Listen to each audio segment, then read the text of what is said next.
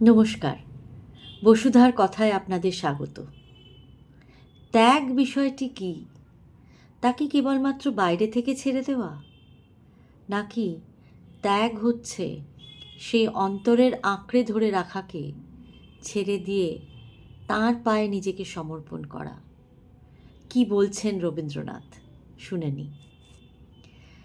শান্তিনিকেতনে রবীন্দ্রনাথ বলছেন, প্রতিদিন প্রাতে আমরা যেই উপাসনা করছি, যদি তার মধ্যে কিছু সত্য থাকে, তবে তার সাহায্যে প্রত্যহ আমরা অল্পে অল্পে ত্যাগের জন্য প্রস্তুত হচ্ছি। নিতান্তই প্রস্তুত হওয়া চাই, নিতান্তই প্রস্তুত হওয়া চাই। কারণ সংসারের মধ্যে একটি ত্যাগের ধর্ম আছে, তার বিধান অমোঘ। সে আমাদের কোথাও দাঁড়াতে দিতে চায় না।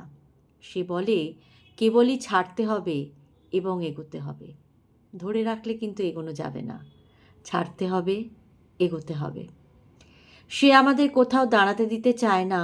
সে বলে কেবলই ছাড়তে হবে এবং এগোতে হবে।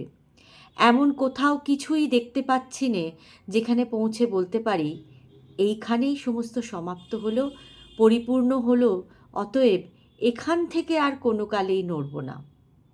সংসারের ধর্মই কেবল ধরে রাখা নয়, সরিয়ে দেওয়া, এগিয়ে দেওয়া, এবং তারই সঙ্গে আমাদের ইচ্ছার সামঞ্জস্য সাধন না করলে দুটোতে কেবলই ঠোকাঠুকি হতে থাকে। জীবন বলছে ছাড়ো, সংসার বলছে ছাড়ো, মন বলছে আঁকড়ে ধরে রাখো। আর তখনই কিন্তু সংঘাতের সৃষ্টি, তখনই কিন্তু কষ্টের সৃষ্টি। তো সেই ভাষাকে যদি একবার পড়ে ফেলতে পারা যায়, সংসার কি চাইছে আমার থেকে, জীবন কি চাইছে আমার থেকে, সে শিক্ষা যদি আমরা পেয়ে যাই, তখন কিন্তু এই সংঘাত আর থাকে না এবং দৃষ্টিভঙ্গি আমাদের স্বচ্ছ হয়ে ওঠে এবং ত্যাগও খুব সহজে সাধিত হয়, জোর করে করতে হয় না। আমরা যদি কেবলই বলি আমরা থাকবো, আমরা রাখবো, আর সংসার বলে তোমাকে ছাড়তে হবে, চলতে হবে, তাহলে বিষম কষ্ট উৎপন্ন হতে থাকে। আমাদের ইচ্ছাকে পরাস্ত হতে হয়, যা আমরা ছাড়তে চাই নে, এবং আমাদের কাছ থেকে কেড়ে নেওয়া হয়। অতএব আমাদের ইচ্ছাকেও এই বিশ্বধর্মের সুরে বাঁধতে হবে। বিশ্বধর্ম যদি বলে ছাড়ো, ছাড়ো, যদি বলে গ্রহণ করো, করো। বিশ্বধর্মের সঙ্গে আমাদের ইচ্ছাকে মেলাতে পারলেই আমরা বস্তুত স্বাধীন হই। স্বাধীনতার নিয়মই তাই। আমি স্বেচ্ছায় বিশ্বের সঙ্গে যোগ যদি না দিই, তাহলে বিশ্ব আমার প্রতি জবরদস্তি করে আমাকে তার অনুগত করবে। তখনই আমার আর আনন্দ থাকবে না, গৌরব থাকবে না। তখন দাসের মতো সংসারের কানমোলা খাবো। অর্থাৎ সময় আমাকে বলছে ছেড়ে দাও, পরিস্থিতি আমাকে বলছে ছেড়ে দাও, জীবন আমাকে শেখাচ্ছে ছেড়ে দাও, আর আমি জোর করে আঁকড়ে ধরে রাখতে চাইছি। তার ফলস্বরূপ প্রতি মুহূর্তে এক অদ্ভুত বিরোধিতা, এক অদ্ভুত অশান্তি নিজের অন্তরে। তাই যেদিন সেই ছেড়ে দেওয়া সহজ হবে, সামনের রাস্তা অনেক প্রশস্ত হবে, অনেক সহজভাবে অনেক কিছু আমরা দেখতে পাবো। আমাদের চলার রাস্তা আরও বৃহৎ হবে, আরও উন্নত হবে। অতএব একদিন এ কথা সংসার না বলতে পারে যে তোমার কাছ থেকে কেড়ে নেব। সংসার যেন না বলে যে আমি তোমার কাছ থেকে কেড়ে নেব।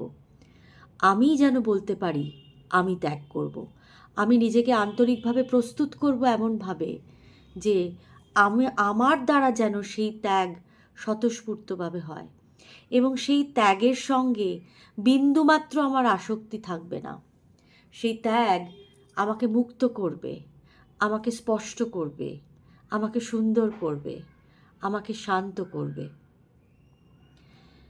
সেই ত্যাগ আমি যেন বলতে পারি আমি ত্যাগ করব।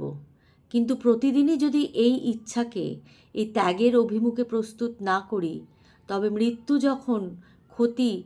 যখন তার বড় বড় দাবি নিয়ে আমাদের সম্মুখে এসে দাঁড়াবে, তখন তাকে কোনো মতে ফাঁকি দিয়ে ইচ্ছে হবে।